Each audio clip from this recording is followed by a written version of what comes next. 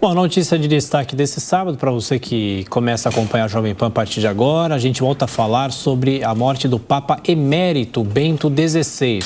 E o nosso convidado agora, o professor Paulo Velasco, de Políticas Internacionais da Universidade do Estado do Rio de Janeiro. Tudo bem, professor? Bem-vindo. Muito bom dia, Thiago. Obrigado. Professor, vai ser um processo que não é comum no Vaticano, né? Porque a morte de um Papa emérito, ele já tinha deixado o cargo. Quando a morte do Papa, tradicionalmente, todo aquele processo para a escolha do futuro Papa. De que forma isso é marcante na história do Vaticano, nesse caso, infelizmente, com essa morte? É um episódio incomum, né?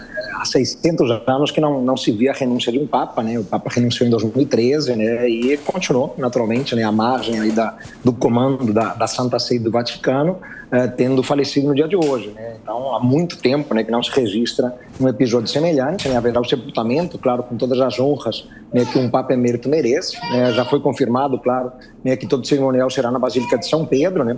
Ou seja, ali no próprio Vaticano, mas claro que não há registros disso, né? Sempre que há o falecimento de um Papa, né, o principal não é nem tanto, né, a sua morte, o sepultamento, a cerimônia, mas é a escolha do Papa seguinte, né? Isso naturalmente não acontecerá dessa vez, né? Então é um evento que acaba atraindo um pouco menos a atenção, mas não deixa de ter também uma grande importância, né, pelo que, claro, o Papa Bento XVI representou, não só, né, à frente da Santa Sé da Igreja Católica, mas também durante o longo período em que ele foi cardeal de Munique, né, depois também, né, comandando ali, chefiando a Congregação da Doutrina da Fé, né, que é uma das alas, digamos assim, mais importantes da Igreja Católica, né, que cuida justamente, né, da fé dos católicos, né, do modo, né, justamente como os padres, né, e o clero, de um modo geral, devem se portar, né. Então ele teve uma importância grande e, claro, as honras, né, pela sua morte vão naturalmente nessa linha também, né, à altura do que ele representou. E, professor, como foi o período de papado do alemão Joseph Ratzinger? Porque os católicos também, por curiosidade, recebem outro nome, no caso Bento XVI, quando assumem o posto de papa.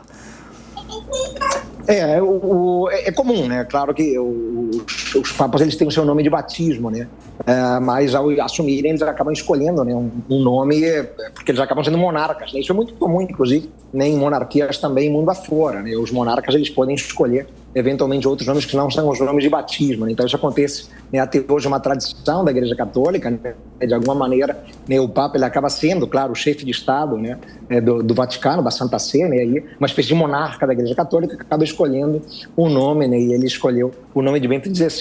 O papado dele, Adriana, foi um papado marcado, né, claro, pelo seu pensamento mais conservador, né? Temos que lembrar que o Ratzinger é um dos maiores teólogos, né, da Igreja Católica aí nos últimos 50 anos, né? Uma pessoa muito ligada justamente à academia, né, à escrita acadêmica, à pesquisa, né? Então, um filósofo, um teólogo da maior envergadura, né? Muito diferente, por exemplo, do Papa atual, né? O Papa Francisco, né? Que não tem essa veia acadêmica, né? Então, ele deixa, né, na verdade, uma grande obra, né? Uma produção extensa de livros, de artigos, de pesquisa, né? Mas o papado dele, especificamente, foi marcado também, né, por alguns escândalos, né? Não protagonizados por ele, naturalmente, né? Mas, fundamentalmente, duas questões, né, que acabaram constrangendo um pouco, né, a sua gestão, né? Um escândalo de corrupção, né, financeira envolvendo o Banco do Vaticano, né, que conta com uma gestão de recursos muito importantes, e a questão quase que onipresente na Igreja Católica, a questão, né, da pedofilia, né, e escândalos sexuais envolvendo padres e o clero em geral, inclusive, né, alguns padres em cargos elevados, né, bispos, por exemplo, etc. E o Papa Bento XVI foi acusado, né, de alguma maneira, não divulgar adequadamente esses episódios, né, e não fazer o meia-culpa, né, que a Igreja Católica deveria fazer diante desses casos. Então, foi um papado relativamente curto, né, um pouco menos de 8 anos, mas afetado, de certa maneira, né, por algumas questões que, inclusive, certamente contribuíram, né, para a sua renúncia no início de 2013. E, professor, o Vaticano já confirmou que o funeral será no dia 5 de janeiro. E, claro, é um local muito visitado, o Vaticano, enfim, as pessoas que estão passando férias por lá, nesse período também de virada de ano. Mas eu pergunto, há muita distância, né, do período em que ele deixou o pontificado. Será que ele tem um público que deva ir só para acompanhar esse funeral ou não? E a gente vê a Praça São Pedro agora praticamente vazia, lembrando que todo dia dia 31 temos a Missa do Galo. Não sei se as pessoas foram retiradas para que todo esse processo seja montado, né, para que haja a cerimônia, a missa. Mas, de qualquer forma, o que é possível esperar para os próximos dias? Uma grande comoção ou nem tanto, professor?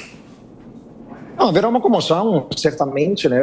Até pelo fato de ter falecido um Papa emérito, mas não deixa de ser um Papa, né? Então, claro, para os fiéis, né, que estão em Roma, né, a gente tem que sempre lembrar, né, que o Vaticano, naturalmente, né, é um dos principais pontos turísticos da capital italiana, né? Então, quem estiver, né, na Itália e em Roma certamente vai querer comparecer a esse sepultamento, né?